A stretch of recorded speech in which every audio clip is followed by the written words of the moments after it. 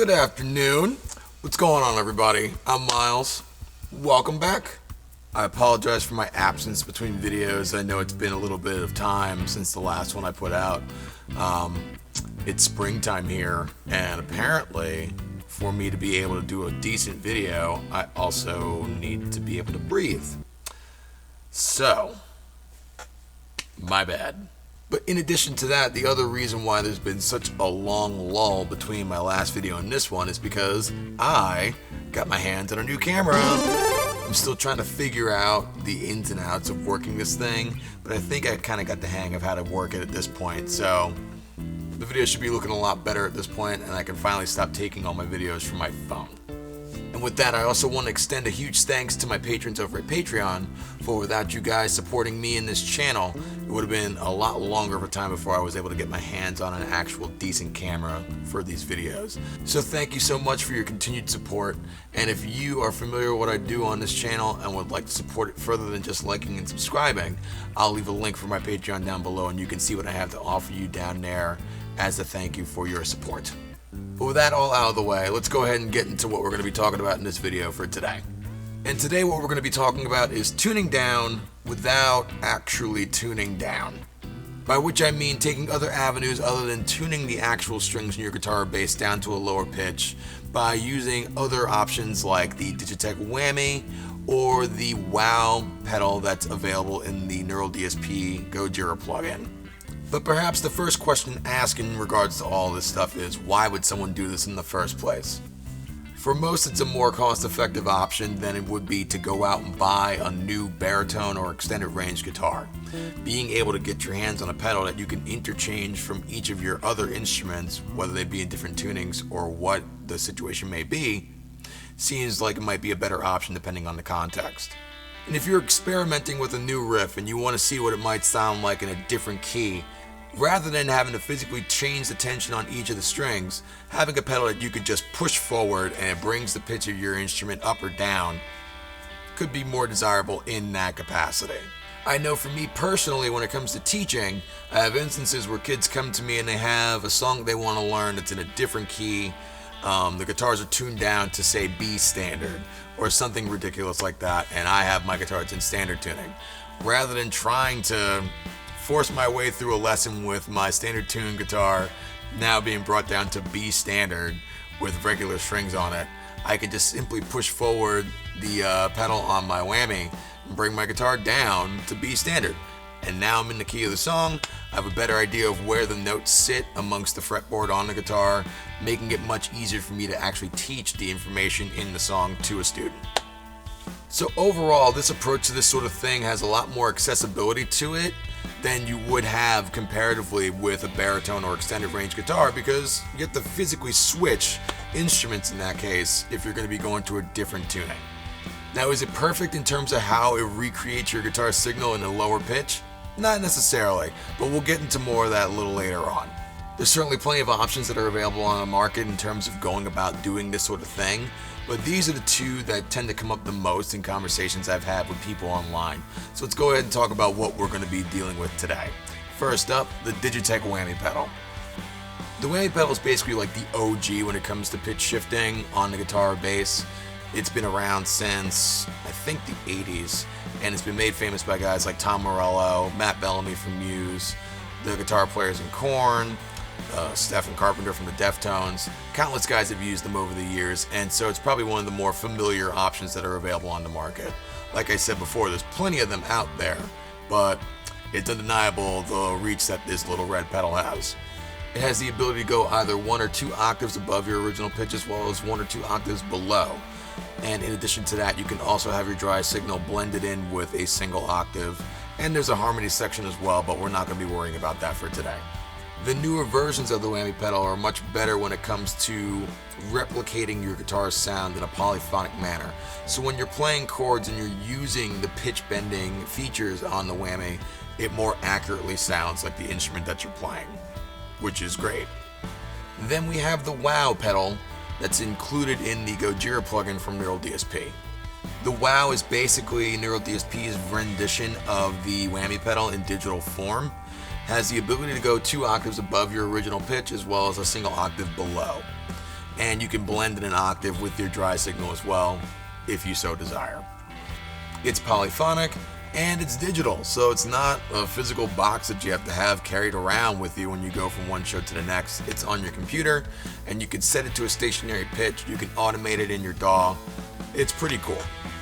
Now, obviously, both these pedals, for what they are, when it comes to bending up in pitch, they do just fine doing that. You get all the wild whammy stuff that you could ever want from either one of these options.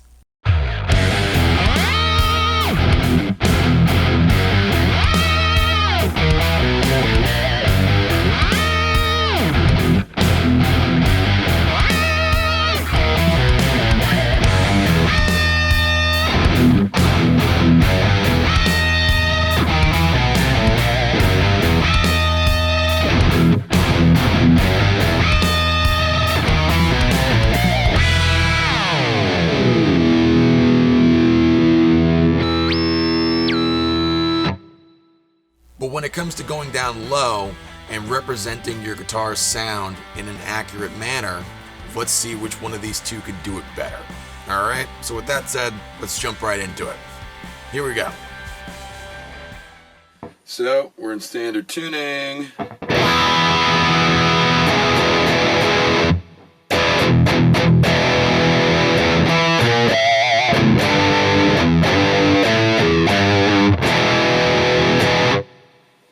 Sounds like a guitar. Great. So now, let's bring this baby down a second.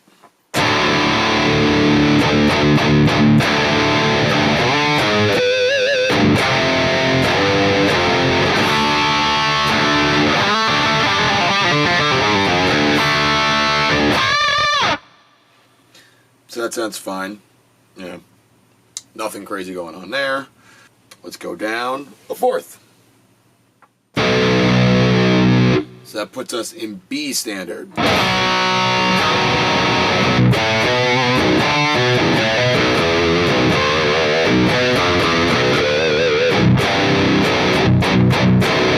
Straight up baritone tuning.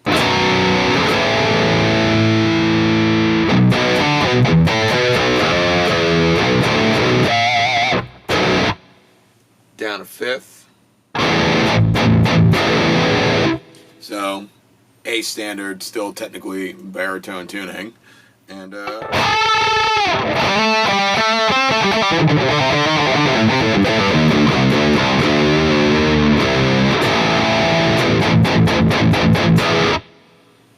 the only thing that feels awkward is like just when you're bending the strings. When you're doing vibrato, you're expecting the string to react in a different way and be more expressive with a lesser amount of tension on the strings. But because we're still in standard tuning, it's still going to react the same way. But it still sounds like a guitar.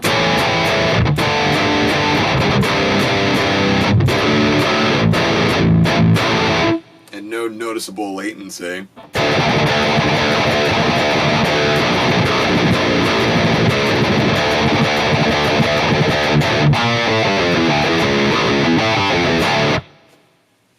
And now, of course, an octave below.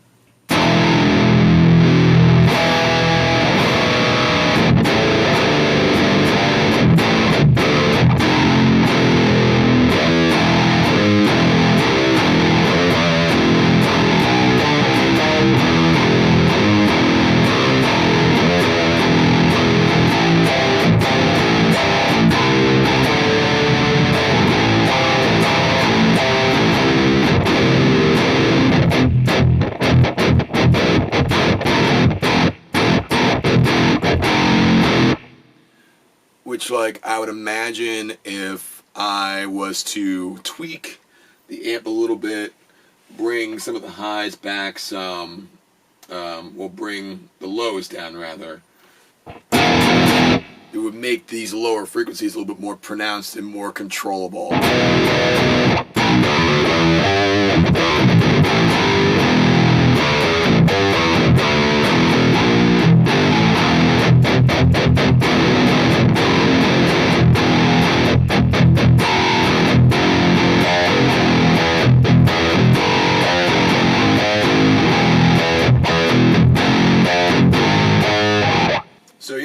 the Whammy.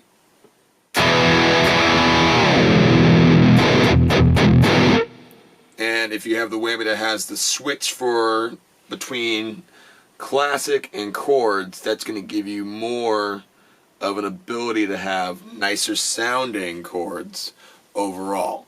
So just another thing to keep in mind when going into this whole process if you're going to be taking this route. Alright, so again we're in standard tuning.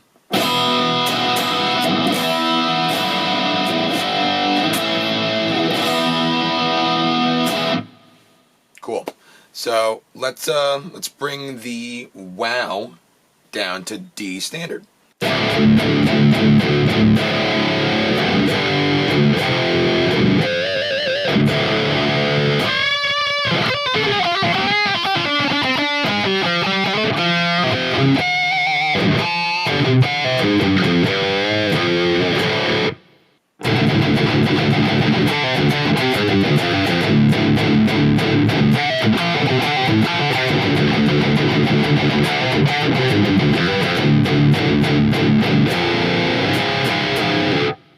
And now we're going to go to B standard.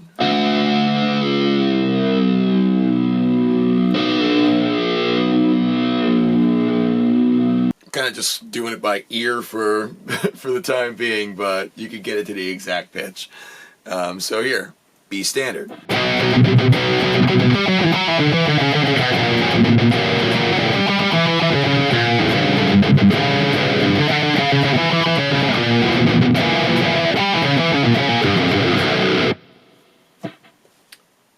Cool. And now A standard.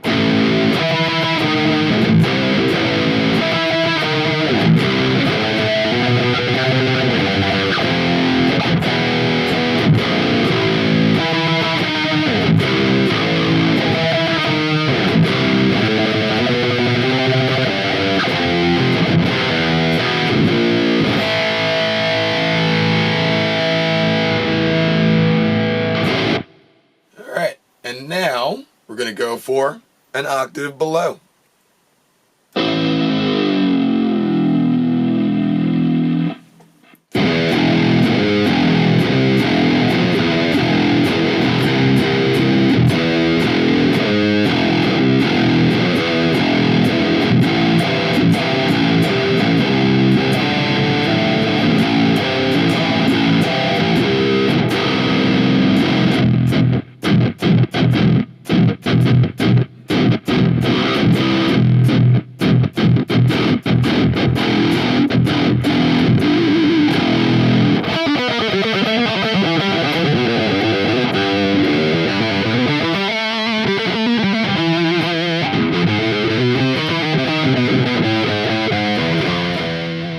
As far as like any sort of inauthenticity in terms of feel, it's kind of the same case with the wow as it is with the whammy pedal, where you do bends and you expect the strings to react in a certain way, and it just doesn't.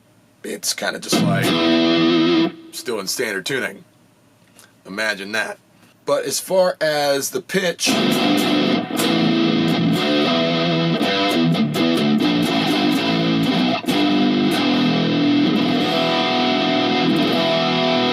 just general stability,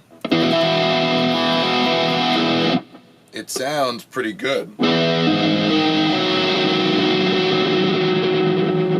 Like there's still some glitchiness in there, and I think part of that is coming from the noise gate itself. But overall, it's a good bet. I say it's a good option to consider. So let's talk about the pros and cons that come along with the Digitech Whammy pedal.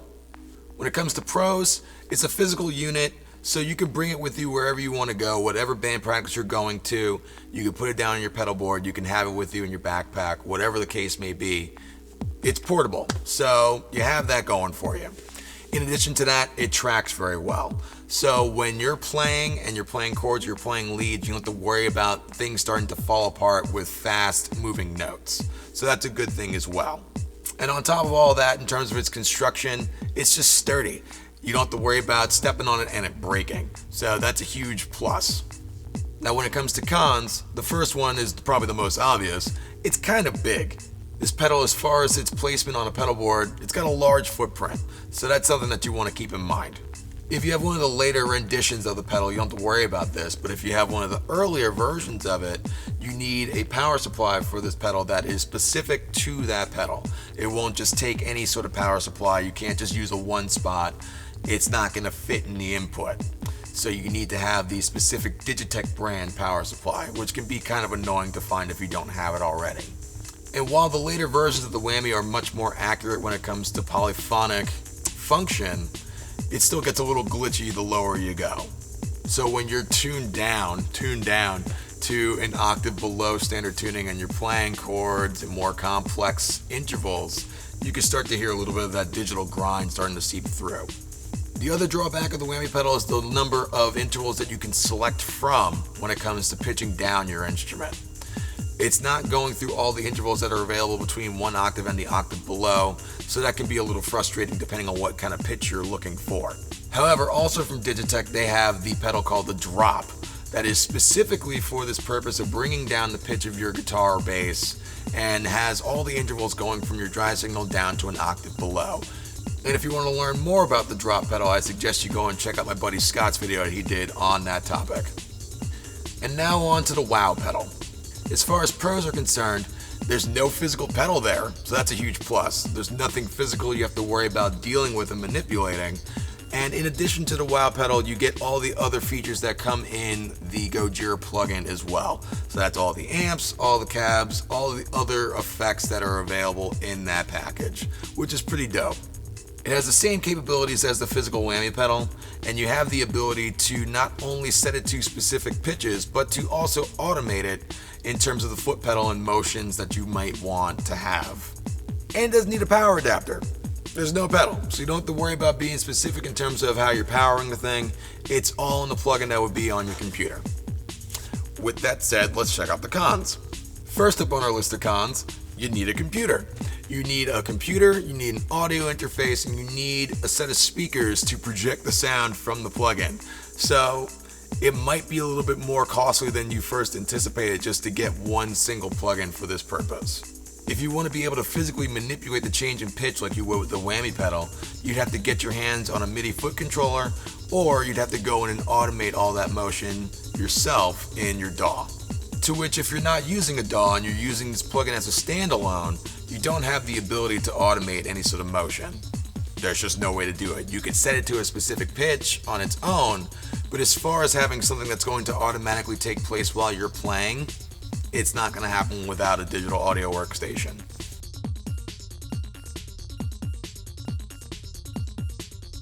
So in conclusion, when it comes to utilizing either one of these options when it comes to tuning low, it'll get you by. It's not bad. They both get a little funky when it comes to getting down to the really low frequencies, but that's to be expected. There's only so much within reason that you could expect from this sort of technology when it comes to accuracy of what the sound of your guitar strings are going to sound like at that much lower of a pitch. And it's not going to have the same sound quality as you would have if you were to have lower tuned strings in your guitar. There's going to be a different reaction when it comes to bending the strings, and tonally it's going to sound different than a lower tuned string would sound. But that's not necessarily a bad thing, and depending on what kind of sound you're going for, that might not be a care of yours in any sort of way. It's also worth noting that if you're going to be recording using one of these options, that you're going to want to make sure that you're either wearing headphones or that your output audio from your monitors is nice and loud, because otherwise you're going to be hearing the sound of your standard tuned strings, and that can be a little disorienting when you're playing single note lines. As far as the final cost of either one of these options, the Whammy certainly is going to cost a little bit more, but you're getting a physical unit. You're essentially getting a tiny computer that you can bring with you to and from each gig, and that you can interchange with different instruments. And if going low is something that you really want to do, maybe it's worth considering taking that money that you would be putting towards one of these options and holding on to it until you could put it towards getting a baritone or extended range instrument. Obviously it's going to cost more, but it'll certainly get the job done more accurately. And with that, guys, that's all I got for you for today. I hope you found today's video to be interesting and informative. If you liked it, hit the like button, and if you haven't already, hit the subscribe button. It's going to help me get these videos to be more visible on YouTube, and it just helps support the channel overall. And again, if you like what I'm doing here and you'd like to support the channel further, I'll leave a link for my Patreon down below in the description. But with all that said, guys, thank you once again. Hope you all stay safe. Continue to wash your hands, wear a mask when you go out. I'll see you in the next one. Keep playing. Peace.